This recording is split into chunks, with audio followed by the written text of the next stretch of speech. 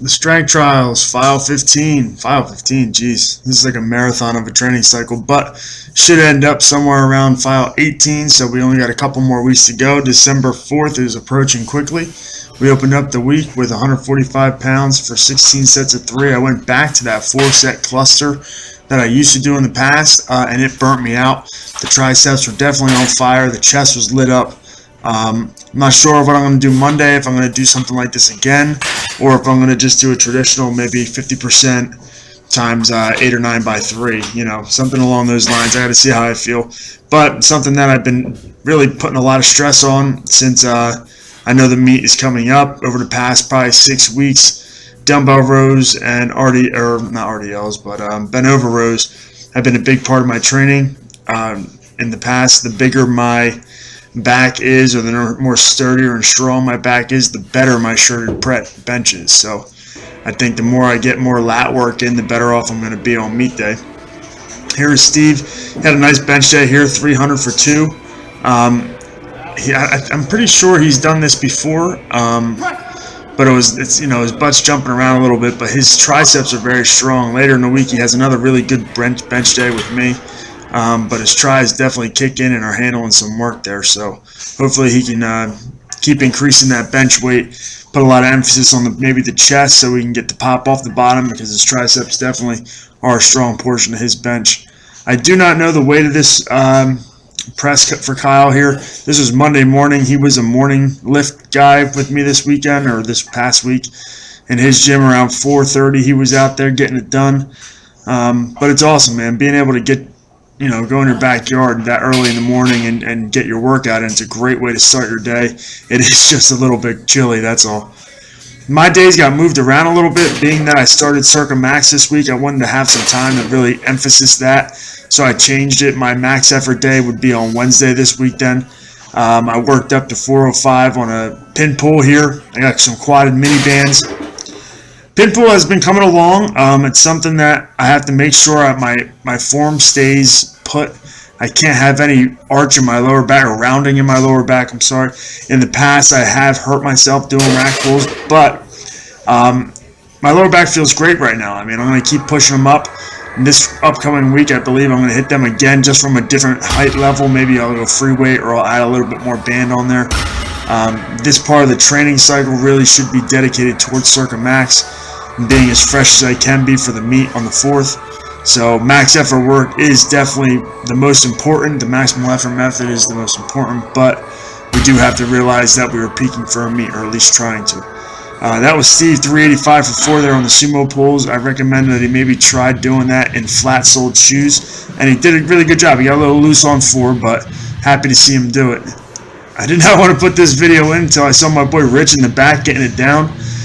This is Sammy doing just a dumbbell iso, dumbbell squat with a pause in the bottom on his recovery day.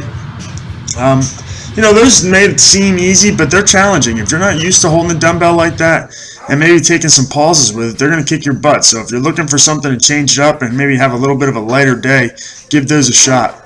Here's Steve. Like I mentioned before, he came back up to my house on Friday and got another bench day in. We worked with doubled light bands from EliteFTS.com. He was able to get 1 rep there clean without the slingshot with 225, and then he wanted to put the slingshot on and get a little bit more volume in. He did a good job driving up through, and those bands really kick in. I was a shirted bench day. I was able to get some help, so I wanted to put the shirt on. I worked up to 405, but these bands, the set before this, I actually missed the groove, and thankfully we moved the pins up a little bit, and probably saved me from getting my face caved in. But followed it up. Really happy that I made the jump from 385 to 405 without really much hesitation. I knew I could, if I was dialed in on the form, it was going to be good. And I'm looking forward to the bench. Anything over 500 pounds in a single ply shirt is a PR for me. So that's just a single ply Rage X that I've been wearing for a while now, and I haven't done a meet in it since, I want to say, maybe 2012 or 2013, but it's going to be good. I'm very comfortable in that shirt. I can touch relatively easy in that shirt, so I'm happy to see, or looking forward to see, what I can do in the meet. That was Kyle with 200 on the incline for 6, and then he followed it up with some dips. I'm really jealous. He has a great dip station at his gym. Dips are a big tricep builder. I wish I had one in my place. I know he was trying to get rid of it a while back, but I should have jumped on it when he offered it to me. Here's Sammy with a pin press, 365 for 5. This is playing right into Sammy's strengths. He's a big tricep guy. But being able to do this, he said he could normally get 365 for probably about 6 or 7 reps, and he said that right there was definitely harder. So he put more emphasis on that starting power, and he was able to build a strong lockout workout there. Here is Steve on his max effort day. This was Sunday. He worked on a low box, 315. Once again, he got out of the Olympic lifting shoes. He did the box squat the way it's supposed to be. He paused on the bottom and dynamically came off of it. I think he should do more of that because his hips are his weak point. Low box squats like that done correctly will build those hips up, and I think it'll work for him if he continues to do that for a good amount of time. Here's Kyle with 390 for 6 on his SSB bar. I don't know what week this is. It might be a 5s week. Because last week that he squatted with me was a 1, so it's probably 5's week in 5-3-1. He's trying to be as fast as possible, but as those reps go on, he starts to bend over a little bit, but thankfully his upper back is very strong and able to hold up those weights. Here is my first attempt ever at a Circa Max phase. I have 2 average bands on each side of my Texas squat bar there. We have 415 pounds, and we measured it out.